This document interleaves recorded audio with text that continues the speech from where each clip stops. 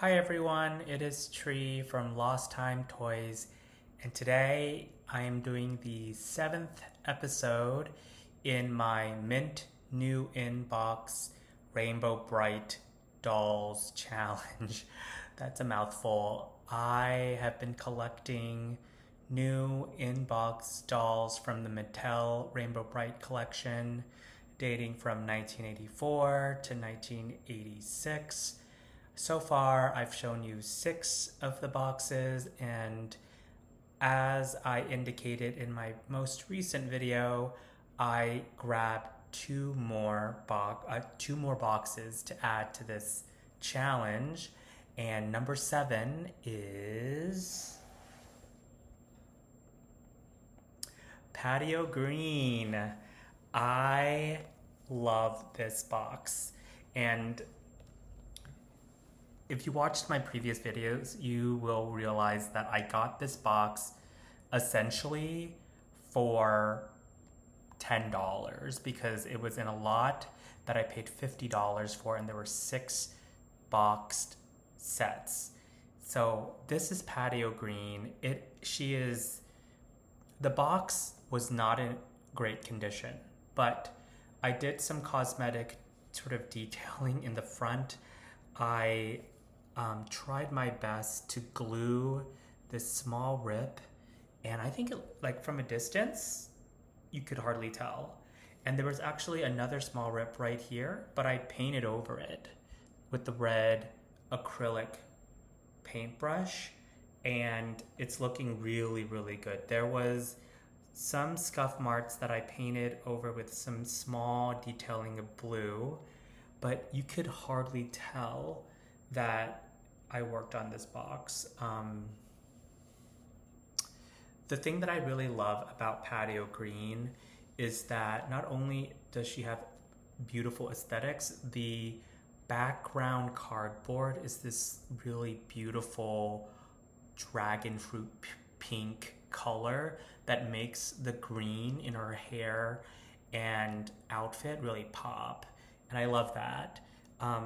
So one of the things I'll also mention is that this doll was released in the middle of 1984 in Generation 1 First Wave. It was one of the 4 first dolls that were released. I think, 5 if you count Murky, and 6 if you count Lurky, but there were 3 Color Kids and Rainbow Brite that was released in 1984, and she was one of them, along with Red Butler and Canary Yellow, which was the dolls that we featured in episode 5 and 6. So it was just perfect that episode 7 is devoted to Patio Green, and I just love the contrasting colors here. It has the iconic traditional box that has the Rainbow Brite in the corner, and the archetypal green star. One of the things that I also love about this particular box is that it has a price tag that is still attached at the very, very top. And if you read it, it says Kmart, $7.82. So I don't know whether this was the first price tag that was on this doll, but for $7, I would have to say that back in 1984, this might be considered a more expensive line of dolls, and they are very well made. So I like this artifact, and I think that collectors kind of obsess so much about removing these stickers.